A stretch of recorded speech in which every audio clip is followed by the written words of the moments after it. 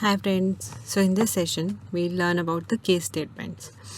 Case statements are similar to if then else if conditions, but they have the similar structure but a small one. It's not a writing a heavy logic. So the syntax is case when condition 1 then result 1, when condition 2 then result 2, else the result 3. If there is no condition found true, then it will return the else, and if else is not there, then it will return a result as null. If we do not write else and else part and it doesn't result give us a doesn't satisfy any of the condition, then it will result return a null value. And we can have 255 comparisons in each case statements. So in each case statement there could be only maximum is 255 comparison, and when and then clause makes a 2 comparison. So this when and then makes a 2 comparison. So let's write some example to understand that how we can write a case statement in our query. So case statement we can use in select, and we can also use it in where clause. So case can be used in select as well as in where. So in both places we can use this case clause. Let's open a new sheet. Select m from the employee master. We'll select the m first name,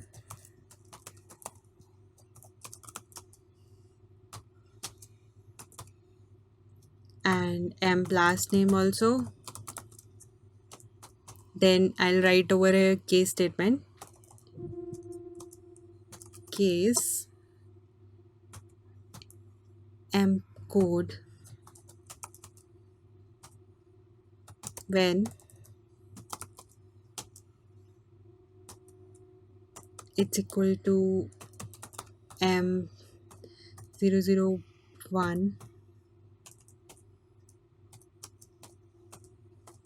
then employ 1,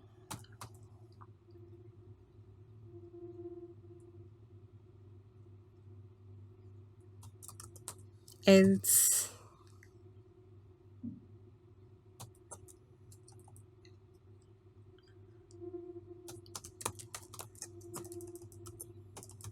some other employee logged in, then end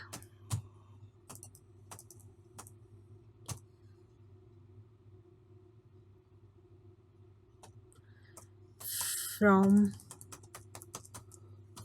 employee master.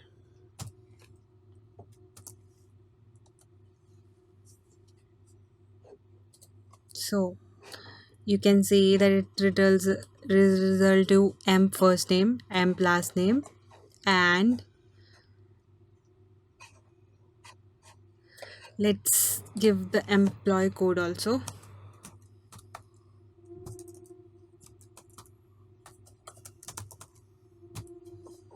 and make it alias as m type.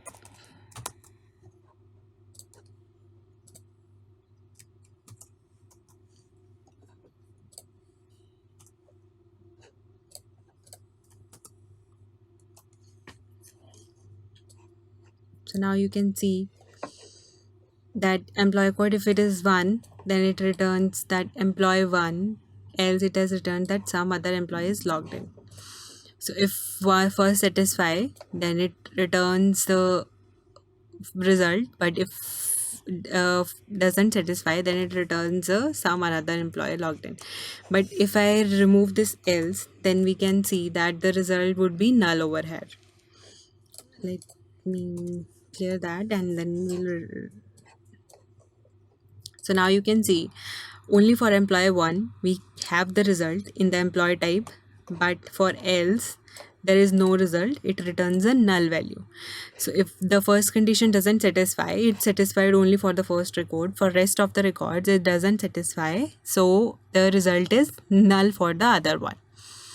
And I can write many other when also, so I can overwrite over here that when it is employed 2, then return emp code is 2, then return employed 2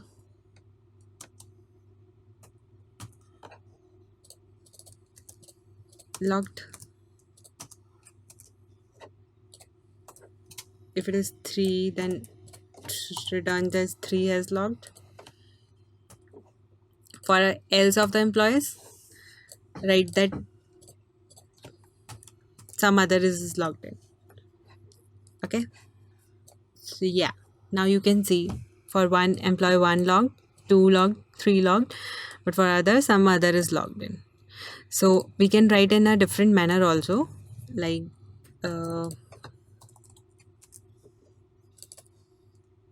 I can remove emp code from here and write it over here.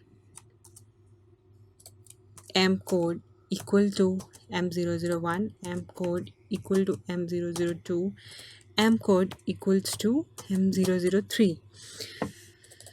So if it was upper, then always it will check employee code with this, but if it is in lower, where you can see that for every record it will check emp code, so you can change the column name over here. So for different type of manipulations, the result would be same for this query also, but for different type of manipulations you can need this. That depends upon the code you are writing, so that would be helpful in to you. The result is the same one, there is no change in that, but the type writing it in a it's writing in a different type. Now we have written the nested if statement, if you remember. So I'll write one query for with the example of that nested if. So we'll select this case when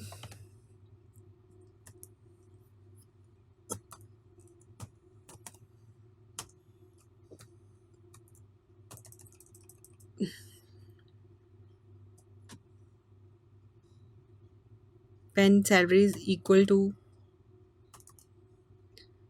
1,000.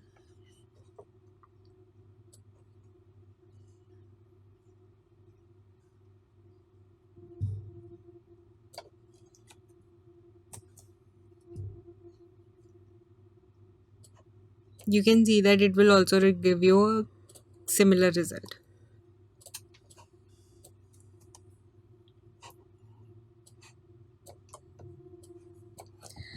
So it matches the salary column first time, then employee code, then again the employee code. Okay, so you can write here, you can use the relational operators as well in the case statements. So this is the example of the select case. In the select we can also write it in a where condition. So that depends upon the code you need to write. Try to write it yourself. Try to practice as much as you can. Thank you.